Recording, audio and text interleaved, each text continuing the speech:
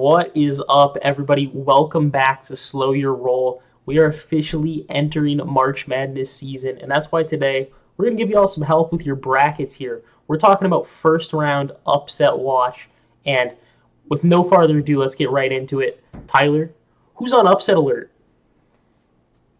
I think the first team I have on upset alert is the Gonzaga Bulldogs. I think McNeese State might have a good edge over them. I know that's a common pick among college basketball analysts and everybody into college basketball.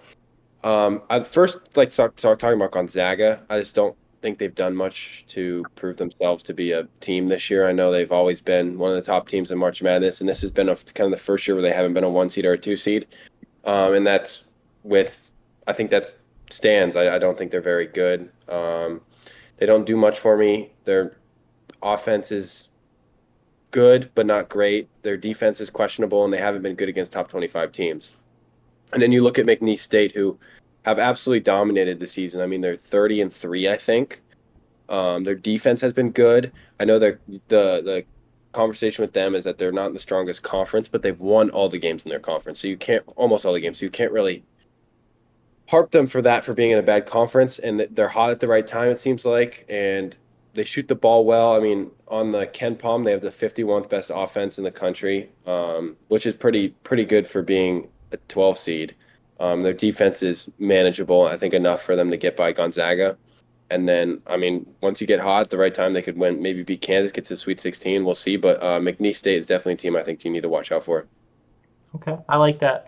I think that people need to realize that, this isn't the Gonzaga type of team we're used to seeing in the tournament. This is a weaker team. They didn't win the West Coast Conference. This is not the same Gonzaga. Get that bias out of your head and look at this a little more objectively before you make this pick, for sure. Now, Yep. Connor, what do you have for us in terms of upset watch? The team I have on upset alert are the Clemson Tigers. I think this New Mexico Lobos team is scary. I think what they did in the Mountain West tournament just shows a little bit of what they're capable of. They're Donovan Dent, Jalen House Jr., one of the best duos I think in this tournament coming up. I think that really this team is scary offensively. I think they have a pretty good backbone when it comes to defense as well. Mountain West was a stacked conference. I think got disrespected a little bit when it comes to the seeding. I think New Mexico should have been a higher seed than this, but I think overall that Clemson did not want to get this team in the first round. I think that New Mexico is going to make a statement. I think they're going to honestly. I think they might blow them out. I think it's going to be. If New Mexico wins, I'm not going to call this the upset. In my opinion, I think this is the right team winning the right game. So. I think people also agree that New Mexico is a little bit underseeded and that Clemson kind of got screwed here with this seeding. So I have that pick personally myself. I don't know about you, Tyler. Are you in on the New Mexico stock? Yeah, I do as well. I mean, New Mexico has more wins versus top 25 teams than Clemson, 3-2.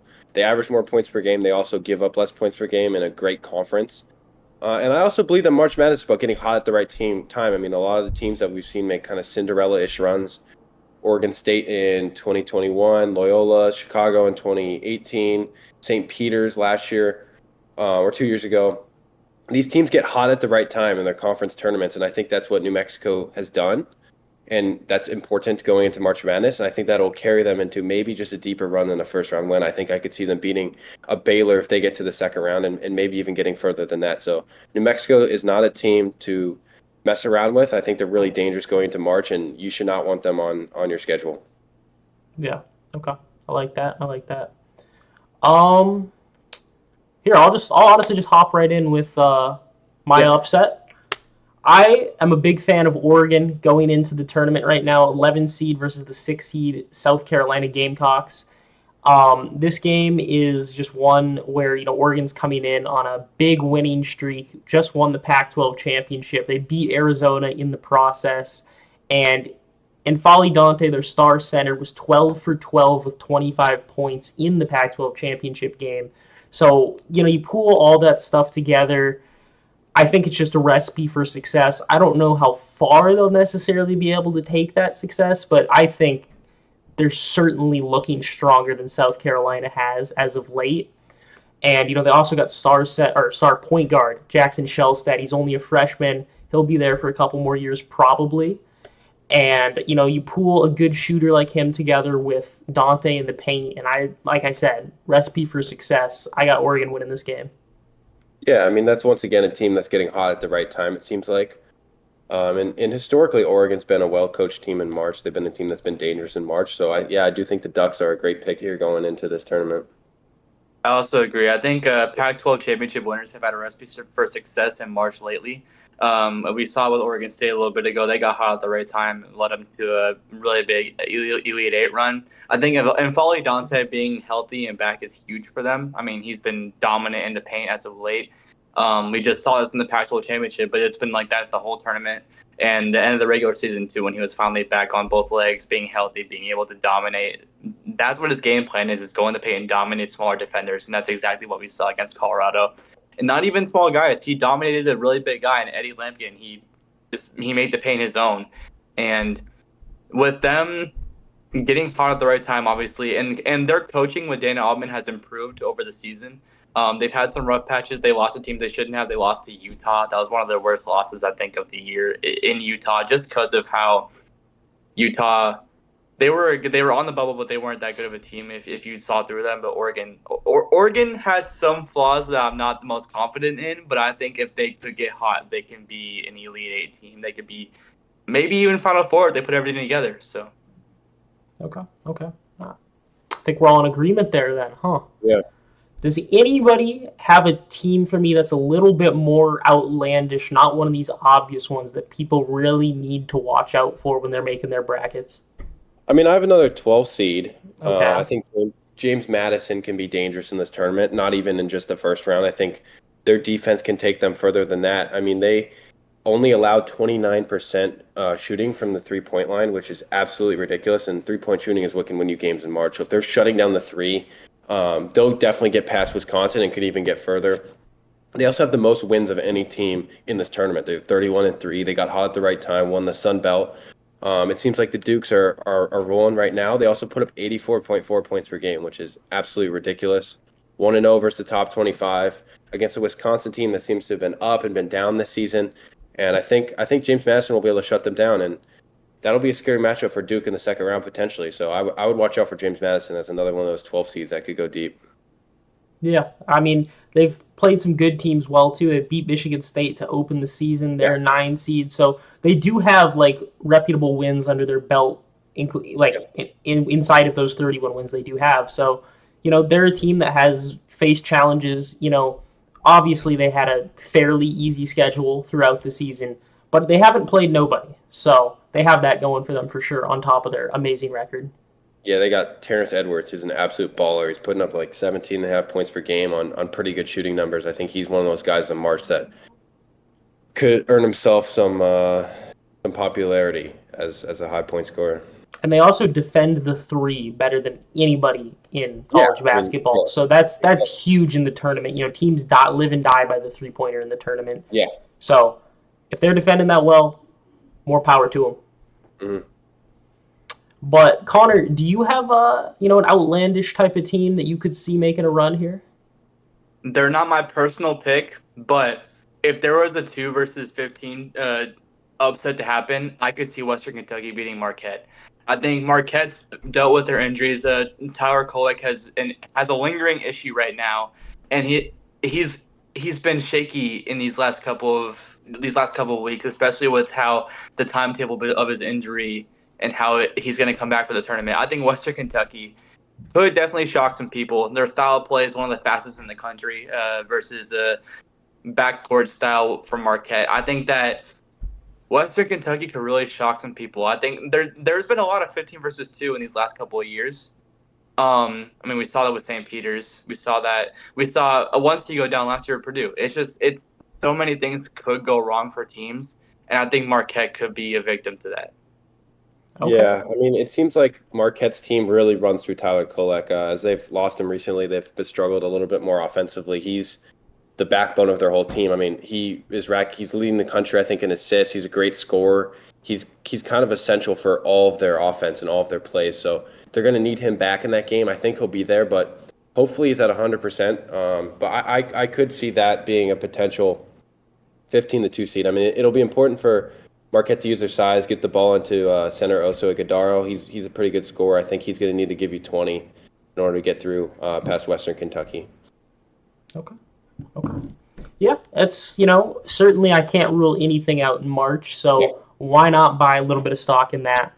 Good pick, Connor. Good analysis. I liked that. I think I wanted to touch on one last potential upset I got here before we call it a night.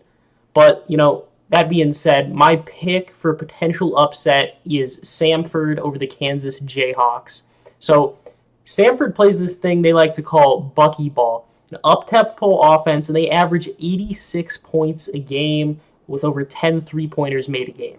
That's just a recipe for living and dying by the three ball, as I previously mentioned. If you hit a bunch of threes, you're on one of your on days. There's nobody that's going to stop you. But they've also had rough spells too, where they lost to Purdue by 50 at the start of the season, first game of the season actually. So, this game could go really poorly for Samford, or they could have one of those days where everything's fallen, and with their style of play, if things are falling, they're going to win this game. That's just the way I see it. What do you guys think? Yeah, I mean, I would hate to bet against Coach Self in the first round of that tournament. Obviously, he's a legend there at Kansas, and Kansas have always consistently made it out of that first round. It seems like they've always been a team that's avoided a huge upset. But I could see that being a possibility. It just really depends on if they're hitting the three that day. It's a risky upset pick, but you look like a genius if you pick it. It's one of those. For sure. Yeah. I've been watching Kansas basketball all year. We've had our injuries, we've had our bad stouts. But personally, I don't see Kansas losing this game. We have Dickinson back. We have McCullough back. KJ Adams is probably going to be healthy for the first game. I think that once Kansas is back as a full team, once they're under Bill Self, I think they'll be fine. I can see Stanford getting hot, and I can see it being a close game. But me personally, I don't see Bill Self losing to a team like this, especially with how good his defensive schemes can be. They've struggled this year. This is one of the lower Kansas teams we've seen in a minute. But March is March, and good teams show up in March, and I think Kansas is going to show up in March this year. Okay. Yeah. Well, I like that, boys. Good stuff. Good Hold stuff. on, there's one more. I want to touch on. Okay, a surprise team. Okay. Yeah. Okay. So I got another. I'm going to go with another crazy shout here. 15 potentially beating a 2, and that will be Long Beach State over Arizona. And I'll explain you why. Number one, we like to talk about these crazy stories that happen in March, right? It's all about the crazy story, the Cinderella story. Long Beach State fired their head coach before their conference tournament, before the Big West tournament. They let him finish out the tournament. Obviously, they're thinking they're not going to win the tournament. He's going to end the season, and then they'll look for a new head coach after. He wins them the whole damn thing. And now he's found himself in March Madness with this Long Beach State team who plays ridiculously fast basketball. They have a great guard in Marcus Sahonis, averaging like 18 points per game. This could be a team that's just confident right now. They're on fire. They're feeling themselves. They could potentially get a win over an Arizona team who I believe is the worst 2 seed in this tournament. I don't love Arizona. I know I said that previously as well. I think the Pac-12 hasn't been great this year, and Arizona's kind of benefited off that, giving them the 2 seed.